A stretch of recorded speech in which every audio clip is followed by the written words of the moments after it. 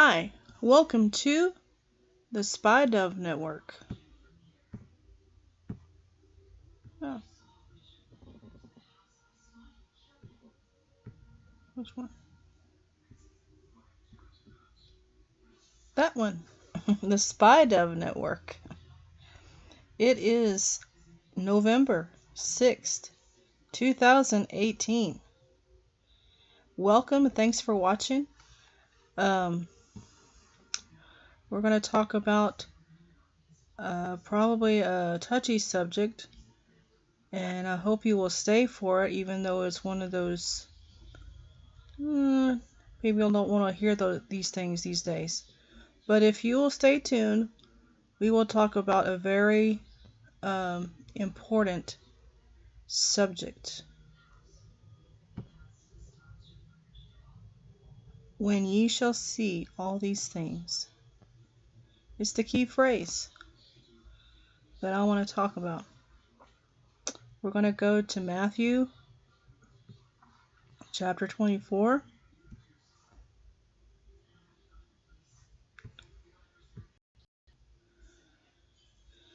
Where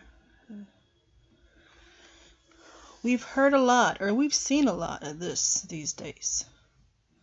I'm going to read the full version. Starting at verse 4. And Jesus answered and said unto them, Take heed that no man deceive you. For many shall come in my name. Notice he said they will come in his name, saying, I am Christ, and shall deceive many. Many people think that people are going to come saying they're the Christ. That's not what he's saying here. Because he already said they were going to come in his name. You see that? What they're saying is they're going to come acknowledging Jesus is the Christ. Okay? They're already coming in his name. Okay? For he said, Many shall come in my name, saying, not that they're the Christ, but that Jesus is the Christ, and shall deceive many. And ye shall hear of wars and rumors of wars.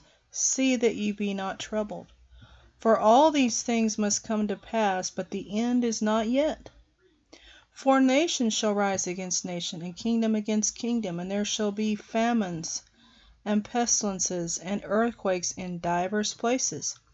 All these are the beginning of sorrows.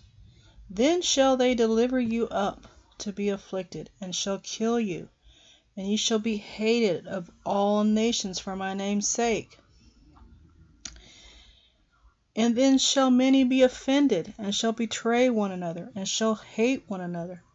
And many false prophets shall rise, and shall deceive many.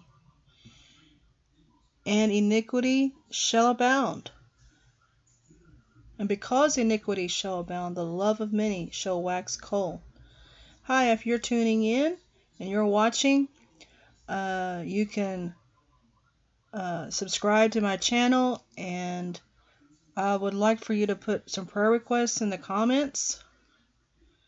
Visit my website. I will put those things in the description box, and we'll continue reading. But he that shall endure unto the end, the same shall be saved. And this gospel of the kingdom shall be preached in all the world for a witness unto all nations. And then shall the end come. When ye therefore shall see. Now, I have heard many preachers say that when you see a therefore, you got to read what it's there for. I heard Derek Prince say that. I've heard others say you got to read what's in front of it to know what it's there for. Well, what's in front of this verse? And the gospel shall be preached, gospel of the kingdom shall be preached in all the world. And what I want to stop and explain right here is we need to understand the layout and how Jesus is talking here. I heard a preacher introduce a message once, and he said, he was talking about the 5 points of grace. Okay? And he started off saying, I'm going to give you the 5 points of grace, and then I will come back. In other words, he was giving them the outline. He was giving them the points that he was the talking points. You hear me? The short version, he's going to give you the talking points, and then he's going to come back to each point and explain it in more detail. Understand me? That's the way I believe the layout is here. From verse 4 to verse 14. He's given you some the points, like the points of the talking points, if you will. And then he's coming back and giving you more detail. Okay? Because it says here, for this gospel of the kingdom shall be preached in all the world for a witness unto all nations, then shall the end come. Okay, the end. Okay, well, but before the end can come, the abomination of desolation is going to stand in the holy place. You hear me? So this is going to happen before the end shall come. Before the end comes. Before the end comes, because it will bring the end. Well, but I'm going to show you how this is going to play out. Watch this. When ye therefore shall see the abomination of desolation spoken of by Daniel the prophet stand in the holy place, whoso readeth, let him understand. Then let them which be in Judea flee into the mountains. In other words, those that are in Judea flee into the mountains. Let him which is on the housetop not come down to take anything out of his house. What's going to happen that they can't come down from the housetop? And in this one, he doesn't say those that are in Judea don't come down from the housetop. The first one is those that are in Judea flee into the mountains. But him that is on the housetop, don't come down to get anything, to take anything out of your house. In other words, stay on the housetop.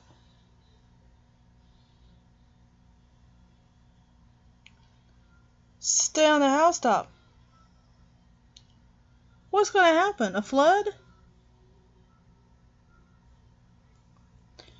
And then it says, neither let him which is in the field return back to take his clothes. What? Him that's in the field. They're working out in the field, not necessarily in Judea. But they're working out in the field, and they're not going to return back to take their clothes. Woe unto them that are with child, and to them that give suck in those days. Pray ye that your flight be not in winter. There's different things that he's talking about. People at different doing different things. And it says, neither on the Sabbath, for then shall be great tribulation, such as was not since the beginning of the world to this time, no, nor ever shall be. Now you have to understand that Everybody goes through tribulation. We're all going to go through tribulation of some kind. But this particular tribulation, it's the tribulation of these days, of the end times. This particular tribulation is distinguishable by the other things that are going on, the famines and pestilences and earthquakes. It marks this particular tribulation as being the tribulation that Jesus is talking about here, that comes before the end comes.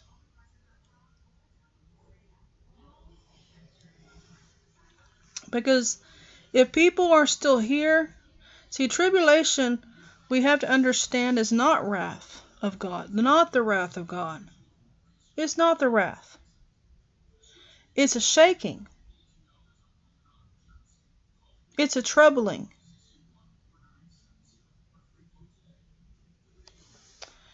And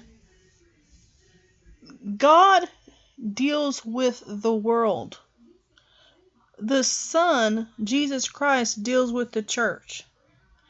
Both of them, however, deal with them the same way. Tribulation, for example, they deal with them in degrees of tribulation, because like Jesus spoke to the church of Smyrna, and told them they would go through 10 days of tribulation. But he talked to the church of Thyatira and said they were going to go through great tribulation if they didn't repent, lest they repent. They were in danger of great tribulation. So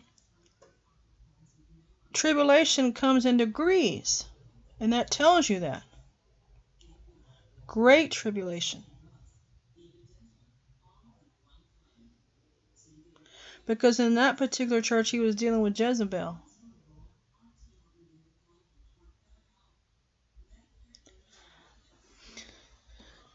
Now,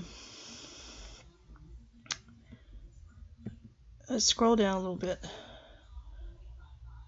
And except those days should be shortened, there should no flesh be saved. But for the elect's sake, those days shall be shortened. Again, it has the elect. Okay, the elect. Who's the elect? The chosen? For if any man shall say unto you, Lo, here's Christ, or there, believe it not. For there shall arise false Christs and false prophets, and shall show great signs and wonders, insomuch that if it were possible, they shall deceive the very elect.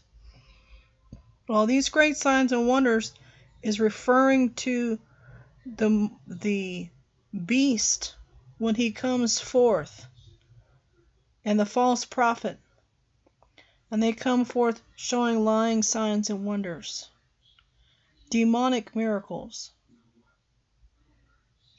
The unclean spirits come out like that of frogs out of the mouth of the dragon, and they start uttering things that are, I've already heard people like Henry Groover talk about things he's seen witches do. He's gone to Great Britain and he's walked the high places over there, but he's encountered some of the witches, the covens in there, because he was walking their high places. And one day they paid him a visit. And in talking with him, they found out that he was the reason why they were losing people in their group. But he saw incredible things that they were doing as witches with satanic power. He said that there was a lady that was an elderly woman. He's seen fire come out of her eyes. These people do things like, if you ever heard them talk about some of the things they do.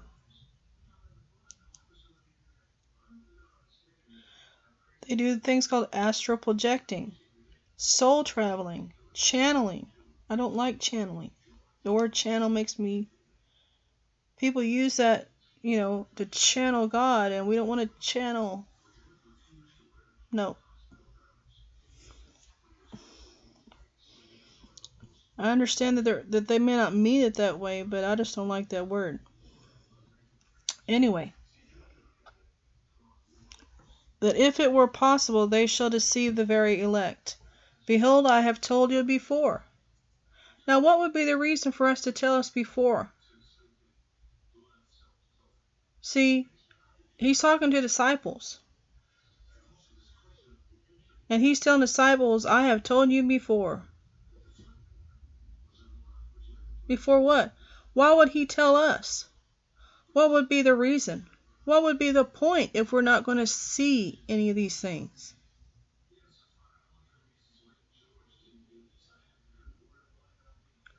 See, we need to rethink Revelation.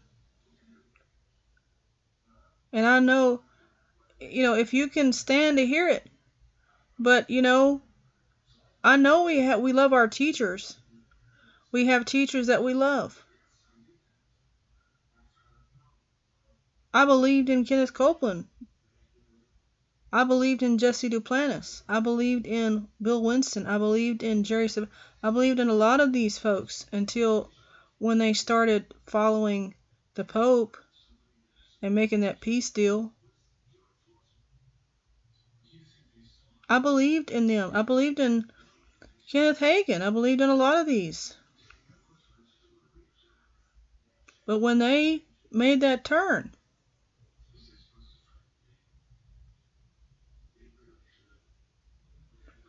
it showed that they didn't know nothing about Christ. They didn't know who this guy was.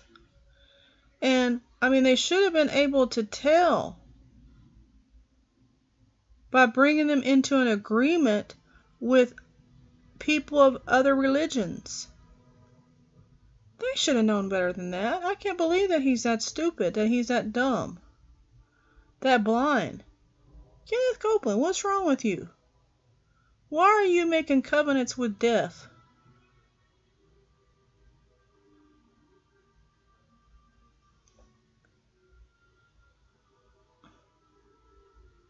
Because that's the coexistence movement. Don't you know that? That's what we don't want. We know better than that. That Christ, there's no such thing as peace like that. It's a lying peace.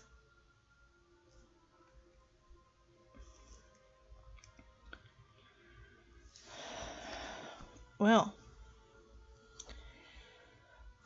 So here, look.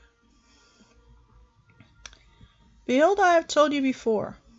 Wherefore, if they shall say unto you, Behold, he is in the desert, go not forth. Behold, he is in the secret chambers, believe it not.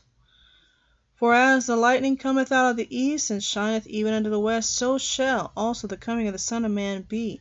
For wheresoever the carcass is, there will the eagles be gathered. Do you know where that's referring to? That's referring to Gog and Magog. Anyway, the Battle of Armageddon. Because when all the kings and everybody meets, all those armies meet in the Valley of Megiddo, and that battle goes on, and their carcasses are left, okay, the vultures are coming. The birds are coming to eat their flesh, to gorge on the remains of their bodies. And it says here, immediately after the tribulation of those days. You mean there's still some things to happen? The great tribulation has happened, and now after that tribulation, there's still some things to happen that still need to take place. So think about this, y'all. Immediately after the tribulation of those days, the end's still not here. Those days shall the sun be darkened, and the moon shall not give her light, and the stars shall fall from heaven, and the powers of the heavens shall be shaken. You know what that's talked about? In Hebrews, I think it's chapter 12 where it talks about how that God will not only shake the earth, but he'll shake the heavens as well.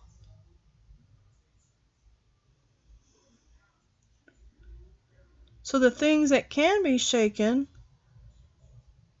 will be shaken, and the things that remain will remain. That's what we're talking about, the shaking. The tribulation, well, maybe the tribulation is not a shaking, but it's a separating. It's dealing with something. God it's not wrath. It's not the wrath of God. It's the wrath of Satan. But because of the strength of the abomination that's happening there, it's like you need to get out of town. Joseph, when he was approached by the woman, Potiphar's wife, she tried to commit adultery with him. He fled. Well, this abomination is kind of like that. It's like the devil approaching everybody and saying, I want to commit adultery with you. I mean, it's the same about, well, we need to flee.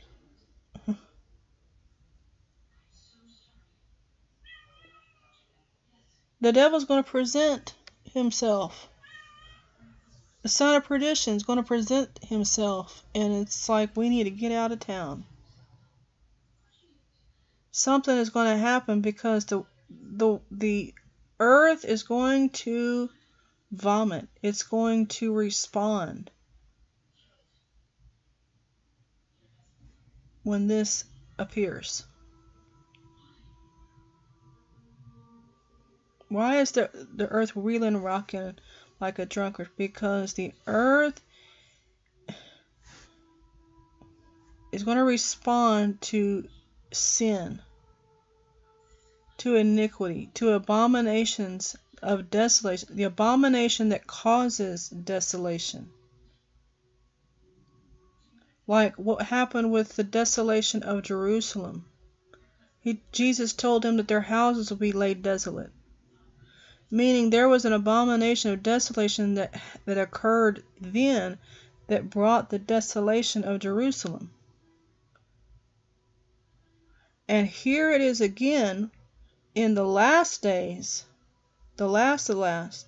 See, they had some last days, the last, Jerusalem as they knew it in their day was over. Here is another abomination of desolation appearing, and it is the last days before the Son of Man appears. Okay? And it says, and then shall appear the sign of the Son of Man come in the heaven. And then shall all the tribes of the earth mourn, and they shall see the sign, the Son of Man coming in the clouds of heaven with power and great glory. That makes me think about this right here in Revelation 6. When it talks about, see, I believe this is laid out similarly to the way Matthew 24 is laid out, like the 5 points of grace, okay? Well, here's some 7 points.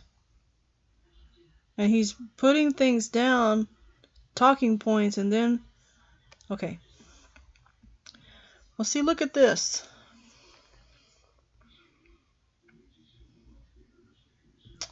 Let's start at verse 12.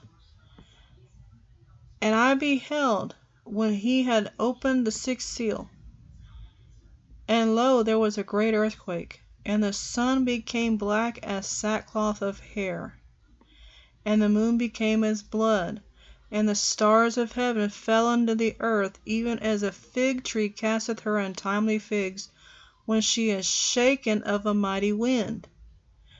Okay, now remember, keep that in mind. Let's go back to Matthew 24. Look what comes after.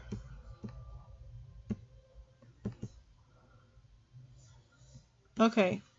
And he shall send his angels with a great sound of a trumpet, and they shall gather together his elect from the four winds, from one end of heaven to the other. Then it goes into the parable. Now learn a parable of the fig tree. See, I think this is him doing this again. He completed something, and then he's going back and giving more detail. Now learn a parable of the fig tree.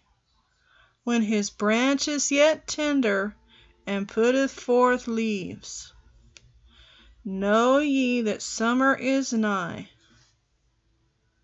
So likewise, when ye shall see all these things, that's my key phrase. When ye shall see all these things. All what things? The things he just listed. Know that it is near, even at the door. Now why are people saying that we're not going to see these things? Why is there a big teaching out there like that? They can't read? He says very plainly, when ye shall see all these things.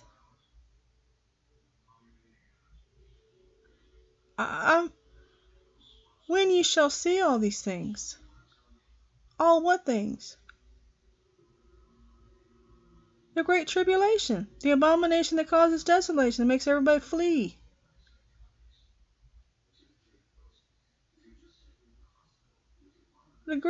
Okay, the days that should be shortened,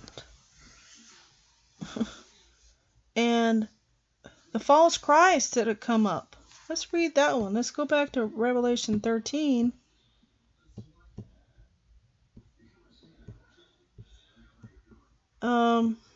Here it is. And I beheld another beast coming up out of the earth, and he had 2 horns like a lamb. See, he's trying to look like Jesus, false Christ. He's a false Christ and a false prophet. And he spake as a dragon. And he exerciseth all the power of the first beast before him, and causeth the earth and them which dwell therein to worship the first beast, whose deadly wound was healed, and he doeth great wonders, so that he maketh fire come down from heaven on the earth in the sight of men, and deceiveth them that dwell on the earth by the means of those miracles which he had power to do in the sight of the beast. See, these are those false miracles, lying signs and wonders. Okay.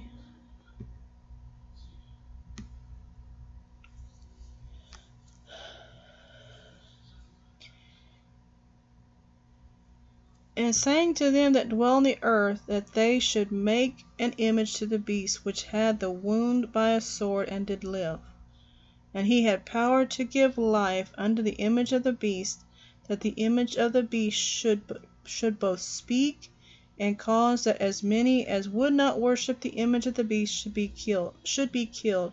And he causeth all, both small and great, rich and poor, free and bond, to receive a mark in their right hand and in their foreheads, and that no man might buy or sell, save he that had the mark, or the name of the beast, or the number of his name. Here is wisdom. Let him that hath understanding count the number of the beast, for it is the number of a man, and his number is 666, or 666. Okay. But this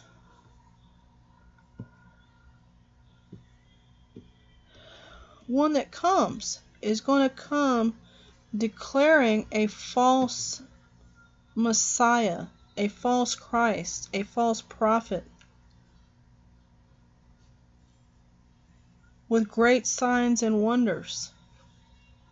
They're going to try to convince people with the great signs and wonders. Even people in Islam say that they've seen things happen that convince them that their religion is true. but it's false. Okay? Because you have to understand, Satan is a real being. He has power. He has power.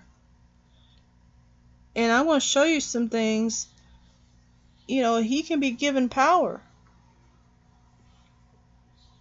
Moses, when he went to confront the Pharaoh, well, Moses put down his staff, became a serpent. The Egyptian magicians put down theirs. Theirs also became serpents. God's serpent swallowed theirs. But God's not intimidated by their miracles, their false, their phony stuff. God's not intimidated by that. But why would God send Moses to do miracles that are like something? It looks like that Satan is copying Moses. Isn't it interesting that God is seeming, because God already knows what these guys can do, and Moses is being sent to do these miracles, and it looks like that they are copying Moses, or God. Actually, it's God's miracles. What is really going on here? Think about it. Think about it. But see, this is my, we're not just, we're reading these things because anybody, I remember, early on thinking, if they think that Revelation isn't happening, because I started questioning that. I was raised under all that stuff, that Revelation isn't happening now. But when things are happening and you're reading the book of Revelation, and the average person is reading this and thinking, are you sure it's not happening yet? Are you sure it's not happening yet? And all these dumb donkey preachers, deadheads, blind eyes, can't see. And even in our ignorance, the things they used to say about the Antichrist, that he was going to be a man of peace, that he would come with this, pushing this coexistence movement, which is a false peace. And that part, they kind of had right. Well, look at this Pope. What did he push? A false peace. And he had that look. He had the look of the man of peace. He could come, convince everybody. And he did. He convinced some people. Some religious, some Christian groups, convinced Kenneth Copeland, convinced Joel Osteen, convinced a lot of them that he was peaceful. And there are some people, preachers, that by their mouths have come into agreement. I've heard one say, well, I appreciate what the Pope is trying to do. Well, he's deceived.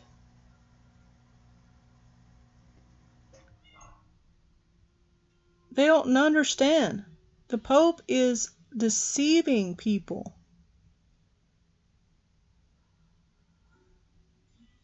And there was a lady on True News that was exposing him, saying that, he was prepared by the Illuminati way back in the late 90s. He was prepared.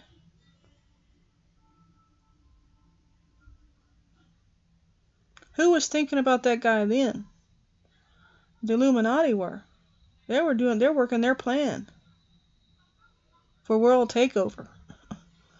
They're working their plan for global takeover, and that's what they were working.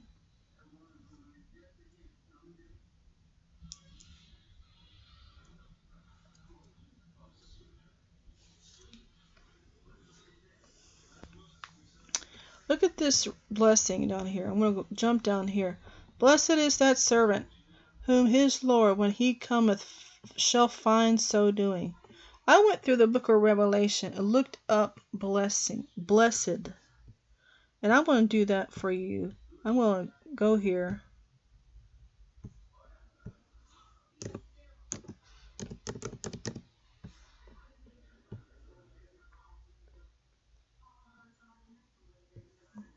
I don't know.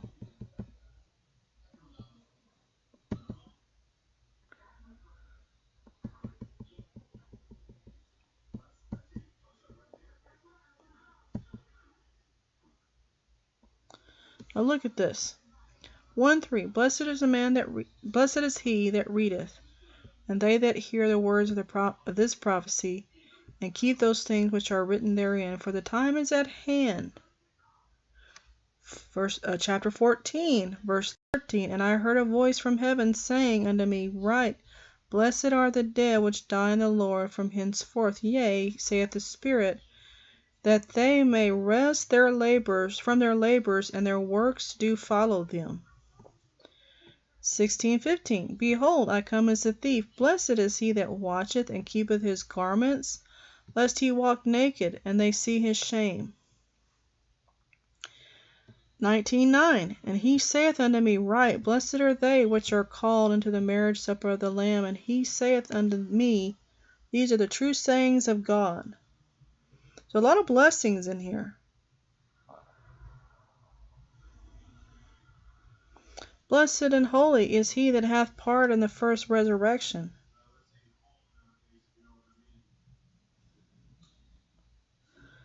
Blessed is he that keepeth the sayings of the prophecy of this book.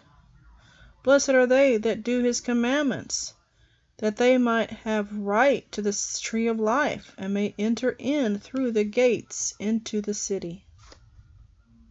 There's a lot of blessings in there. Just thought I'd read that.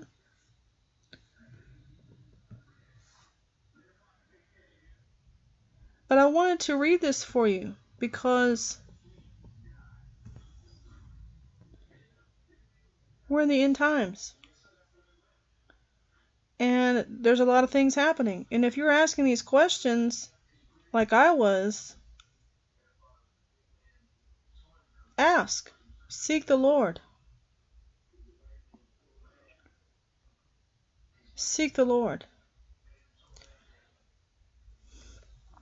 I'm going to have a new newsletter for the winter quarter. I have a spring and a summer, and the fall one is what's up there presently, and that will soon be moved.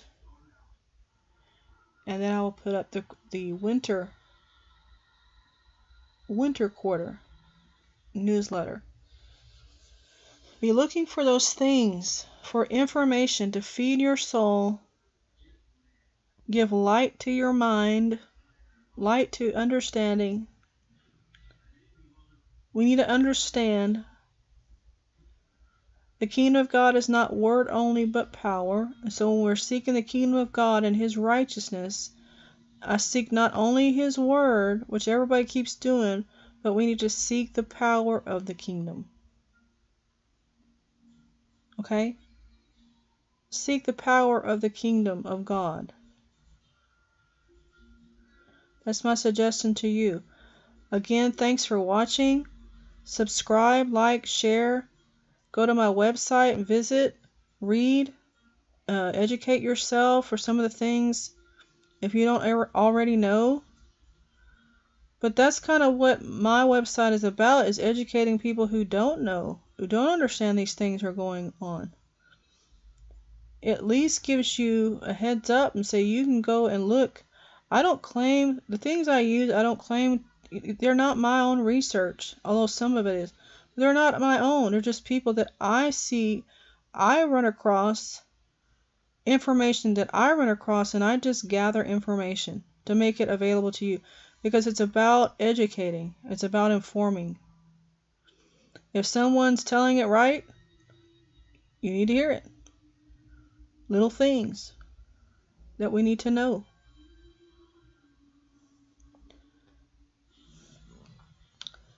To take serious thought. These are not things to just glance at and never think about again. We need to take a serious look and seek the Lord. It is 11:11 a.m. November 6th, voting day. Be sure and vote. Thanks for watching again, and God bless you.